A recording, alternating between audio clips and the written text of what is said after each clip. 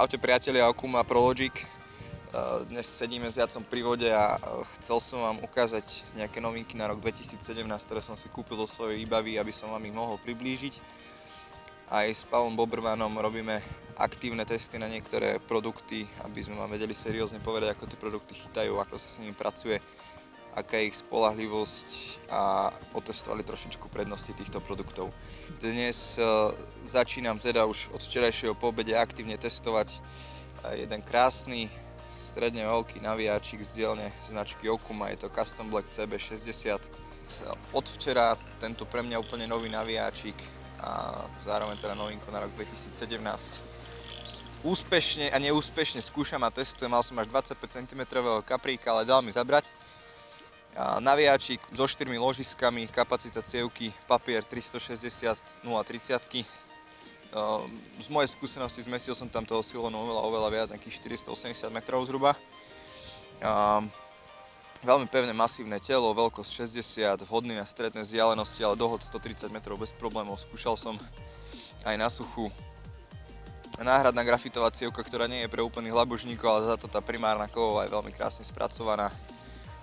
Brzda so stredným záberom, s pevným podložkovaním. Z prvých užívateľských skúseností, od momentu, kedy sa mi navijáčiky dostali do ruky a mohol som sa s nimi trošičku pohrať, má okrem teda veľmi pekného kontrastného dizajnu zaujala samozrejme drevená kľúčka, drevená päťka kľúčky, ktorá ten čierny dizajn veľmi pekne doplňa.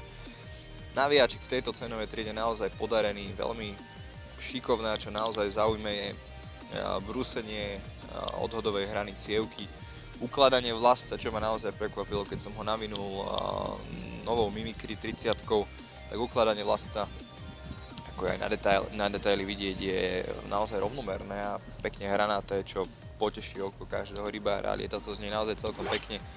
Na 30-ke silone na 3-librových mäkších prútoch som s 80-kou olovom bez problémov dosiahol 130 metrov. Takže uvidíme, čo ukáže to dlhšie testovanie a keď ich budem chcieť zobrať na väčšiu vzdialenosť, ale naozaj sa na ne celkom teším. Navijáky Okuma sa vždy vyznačovali dlhou životnosťou, nie sú to navijáky najvyššej kategórie, ktoré už naozaj spĺňajú nároky tých najnáročnejších rybárov, ale myslím si, že v tejto triede navijákov a v tejto cenovej relácii je to naozaj špička, čo môžem povedať už teraz. Uvidím, či ma tie navijáky nesklamú, verím, že nie, ale navijáčiky od Okumy vždy vydržali dlhé roky, takže neviem, či recenzia a testovanie tohto navijáku nebude trvať naozaj dlho. Budem sa s vami snažiť podeliť aj s Bobrmanom o ako fotodokumentáciu, tak aj videá z testovania tohto navijáčiku. Určite sledujte Facebook Prologic Okuma, Prologic Česká republika a určite YouTube kanál, pretože budeme sa to snažiť naozaj naplňať hodnotným materiálom. Lovu zdar, neby bohol skazí ma.